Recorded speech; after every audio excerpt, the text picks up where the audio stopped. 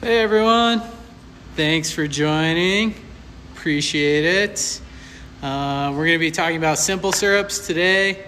So we'll let a few more people get on here and then we'll start talking about how to make simple syrups at home.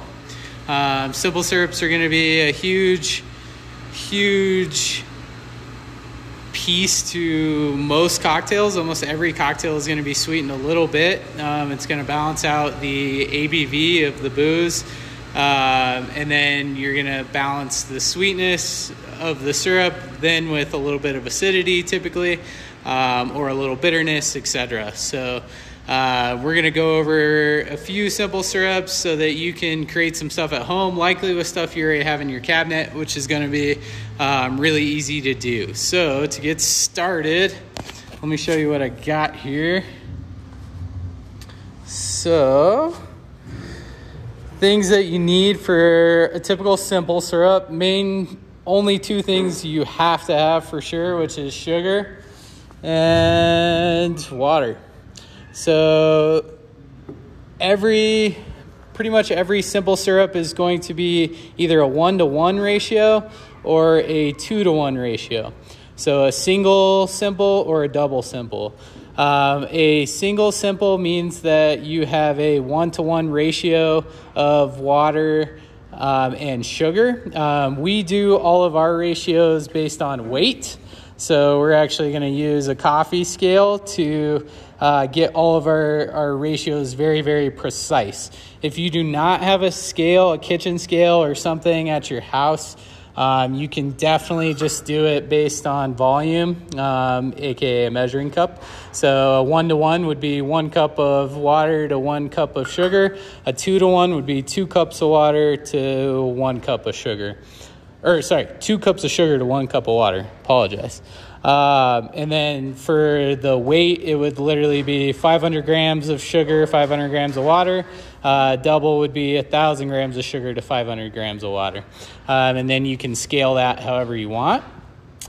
So there's really a few different sugar sources that you can use for simple syrups. The main one is going to be just white baker's sugar. That's going to be kind of the basis for all simples in terms of like, if we're going to make a flavored simple syrup, so a strawberry simple syrup, a lemon simple, a cinnamon simple, likely we're going to use white cane sugar because it is not going to take away, cane sugar is not going to take away from the flavor of the fruit or the spices, etc. But for like our old fashions or any like stronger whiskey cocktails, rum cocktails, like barrel aged cocktails, most of the time those are they're gonna have a base simple that's using like a darker sugar, so like a brown sugar, even like a molasses syrup or demerara. We actually use panela a lot as well, which panela is a dehydrated sugar, so it has a lot of minerality to it. But those are going to be your main, really your ways of playing around are just play with your sugar type and your ratio. And then once you get that down, then you can start to definitely play with different flavors and stuff like that. So I'm going to go ahead and start a syrup today. So first thing I'm going to do, I got my fryer pot here. So I'm going to get it going. Let's see. Then I'm going to I got a couple cups of water. Add that in there. And so I'm going to make a flavored syrup today. So I'm going to add the sugar later. So what I'm going to do is I'm actually going to make sort of like a tea. I'm going to simmer water with different flavorings, including, you can add strawberries, frozen strawberries, cranberries. You can do raw fruits and dice them up. Cinnamon is always a great addition, obviously. And then I have some really fun stuff, some whiskey barrel aged smoked peppercorns, really great in old fashions and stuff like that. But you can really you can play with a lot of different flavorings for the syrup. So what I'll talk really quick about though, while my water gets to simmering, is that a typical simple, what you want to do is you're just going to get your water simmering, then you're going to add your sugar and you're going to stir it constantly to dissolve all the sugar into the water. You don't want to actually over simmer it, because then you're getting rid of all of the water as it simmers and you're making it stronger and stronger in how sweet it is. So you only want to simmer until you're not seeing any more chunks of sugar, any granules. You want to make sure that they're all dissolved. For like a panela or a brown sugar or a demerara or more raw sugar, it's going to take more time to actually dissolve that sugar. So you're going to stir a little longer. But you really want to stay there and stir the whole time while you're simmering so that you don't over simmer or burn your sugar. So now looks like I got my water simmering here. So today I'm going to make a cranberry cinnamon peppercorn syrup. It sounded good. So I know that I added 2 cups of water.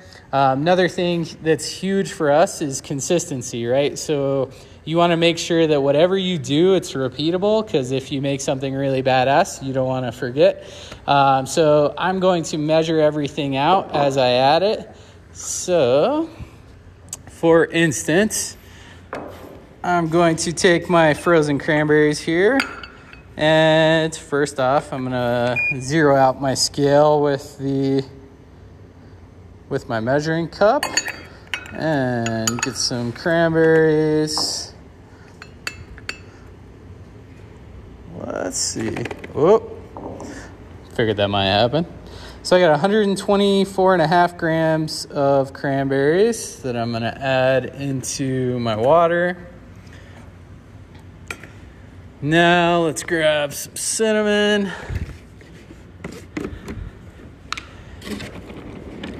So with cinnamon, obviously a lot of these things you want, like your spices that are more dense, like cinnamon or peppercorns, you want to make sure that they're cracked up. So let me crack up some of my cinnamon. And I'm going to weigh that out as well. And kind of the fun part here is you can pretty much just, as long as you weigh it to begin with and just kind of make sure that you're documenting everything, then you know that you can repeat whatever you did, but the first one's always kind of a guessing game. So now I'm going to do a little bit of my peppercorns. So I'm really just making tea right now. I'm making a flavored tea with cranberries, cinnamon, and peppercorns. These I know are really strong, so I'm only going to add 5 grams of them. And man, if this was like scratch and sniff and you could smell these peppercorns, that'd be pretty sweet. But we are simmering away now. So some of the other things you're gonna need for this is frozen over fresh. Really, that is up to you. We don't see a tremendous difference. Obviously, using fresh from, local farms and stuff, if you have that advantage, that's amazing. It's really like if you're trying to make a syrup with a fruit that's out of season, obviously frozen is going to be where it's at. But it really, what do you have access to? How much money do you want to spend on it, etc.? So right now I'm just simmering these cranberries and the cinnamon and peppercorns, just letting the water soak up all of that. So heat is going to actually be help extract all of those flavors. So I'm going to let that simmer for a minute while I chat about a few more things. But one of the keys here is going to be, hi surgeon, hope you guys are well. Another thing here is with so appearance of a cocktail is really important for us. So depending on the syrup that we're making, we might actually want to be really careful that the syrup is really clear, like meaning that you can see through it. If you're boiling strawberries, cranberries, fruits, you're going to extract it. So like berries are going to actually kind of break open. And what you're likely going to want to do is, if you want the syrup clear, you don't want to squeeze or press the berries at the end. So once you strain out all of your stuff, you're going to be tempted to kind of like get as much water out as possible, all of that flavor. That's going to end up making your syrup cloudy. Now, if you're making a drink, a fizz or something with egg white, or that the other ingredients that you have going aren't going to allow your drink to be clear, then it doesn't really matter. So it really depends on your end goal. But you can also, if you press it, you can also end up with issues with extraction too. You might end up creating some astringency out of it, meaning like it might get a little bitter or whatever. So we tend to try not to like try and over extract. So we don't press things. We kind of just let it naturally filter out. Let's see, how long will it last? So all of our syrups, after making them, we're going to store them in the fridge. You want to cool them down pretty quick as well. So after making it, we're going to have it in a stainless steel pot, and then we're going to throw it in the fridge. On flavored syrups, but to finish that question, we're going to see like most syrups last a couple weeks at minimum. You don't want to store too much, and then you just want to constantly watch it, right? So you want to be careful with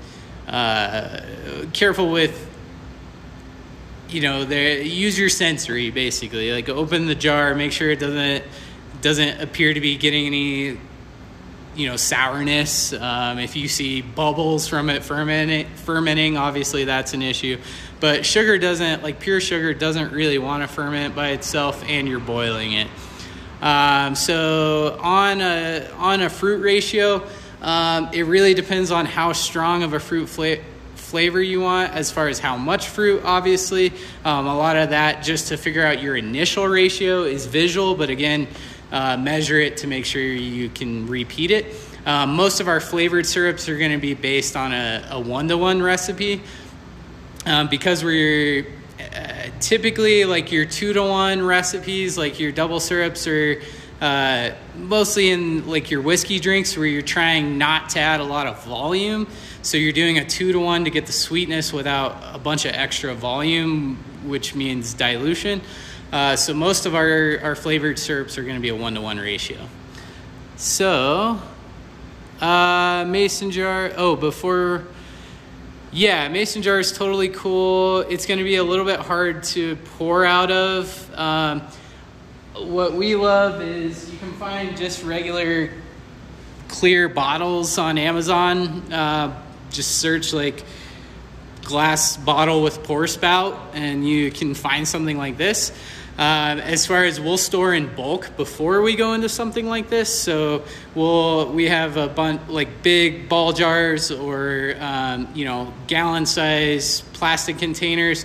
The only thing with this is our really strong preference, but don't put like something that's just been boiling in plastic. Obviously you don't want to, 1, warp the plastic, or 2, actually leach plastic into the syrup. So always get it completely cool in something that's metal or glass, preferably.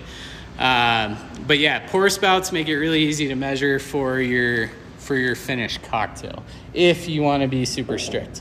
So let's check on our simmering now. We've been simmering for a little while, and it smells really good. You can smell a lot of smokiness and the cinnamon out of that. Where's my wooden spoon? So we're gonna keep this going. However, you can see that we got a lot of red color, meaning that our cranberries are starting to break down, which is awesome. You can also see my mess of cranberries from earlier. Have most of you guys made simples at home? Let me know. What are some of the fun flavors that you guys have made or want to make? So I'm gonna give this just another second. And then, so right now we're making a flavored tea.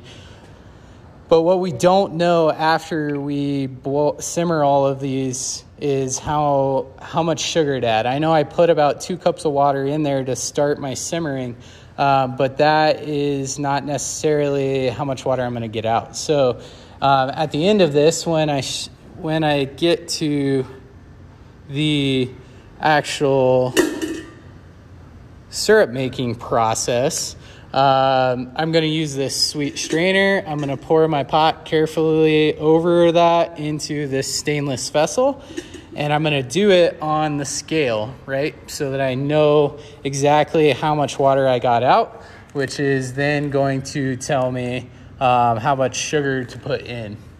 Hold on just a second, guys. Actually, wave to Yoshi. Hey, this is Epic. Epic's coming by. We're about to make some sanitizer from a bunch of beer from Epic, which is pretty awesome. Cameron's over there if you want to chat with him. So let's see. I got a few more questions coming through. Dark berries, mango, peaches. Yeah, you're right. Like, dark berries are kind of an easy starting point, but for sure we do a lot. So frozen peaches, strawberries. You can definitely do, you can dice up a bunch of apples. If you aren't going back to cloudiness, if you're not worried about cloudiness, then you can definitely immersion blend. So or even throw it in your normal blender and blend stuff. If it's not getting a strong enough flavor for you, you can increase extraction by doing something like that.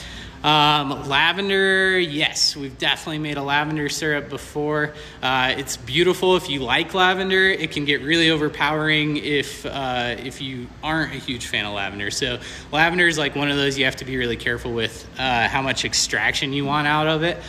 So now I think we are going to go. I am going to give this one more stir. I'm going to kill my heat and unplug it.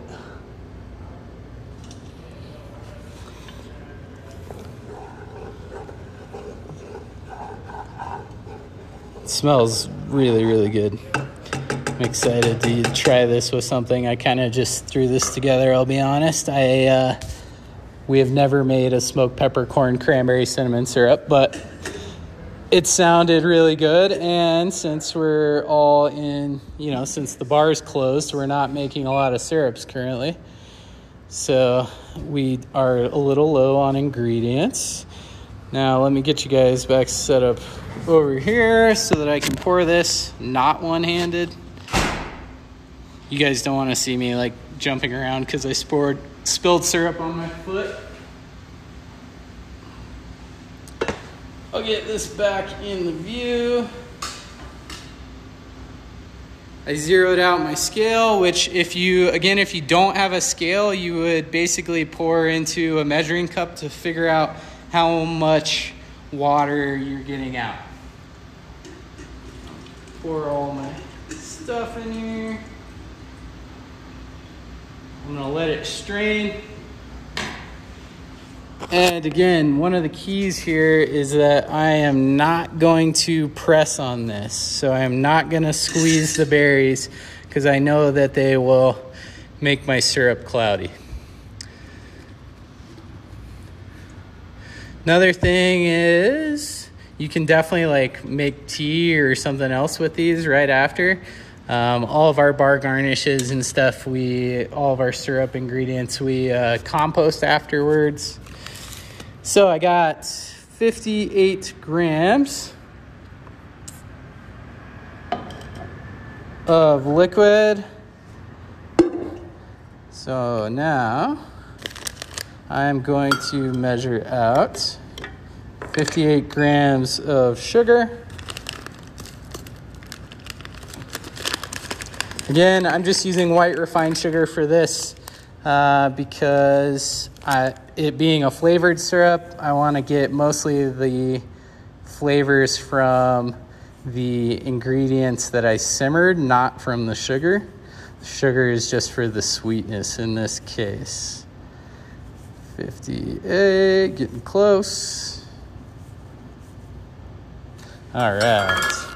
So I'm going to add this sugar right after boil because I want that to be really hot and be able to dissolve my sugar.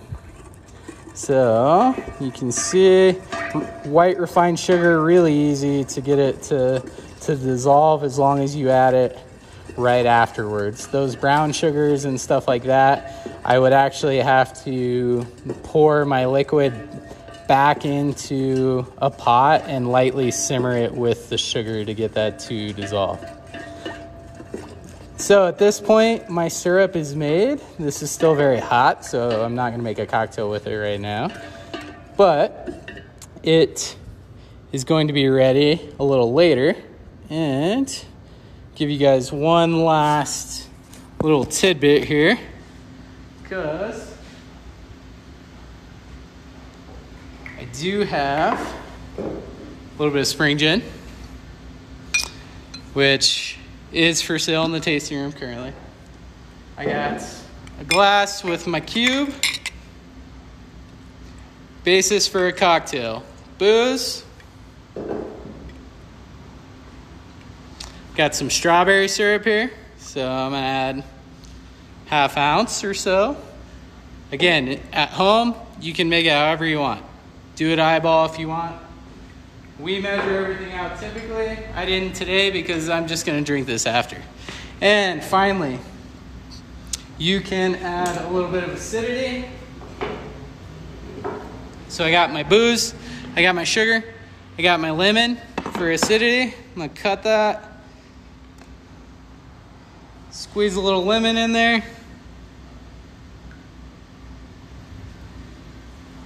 And lastly, as we have been saying a lot lately in quarantine time at the distillery, you know, our bartenders aren't here, sadly, they're at home. They're coming up with cocktails for the next menu, which is awesome, but that means all of the owners are here by ourselves and we're too lazy to make really, really fancy cocktails. So we're showing you how to do it, you know, easily. Gin, sugar, acidity, tonic. Add all of those things, then pour some tonic on it. You're good to go. Cocktail at home. Flavored syrups. Let us know what you guys are making. Shoot us some comments, questions. Happy to do some more tutorials. Hopefully that'll come up soon, but we want to see what you guys are making at home. Tag the block, hashtag show us your block. We'll feature you on our page, and yeah, cheers guys, virtual cheers.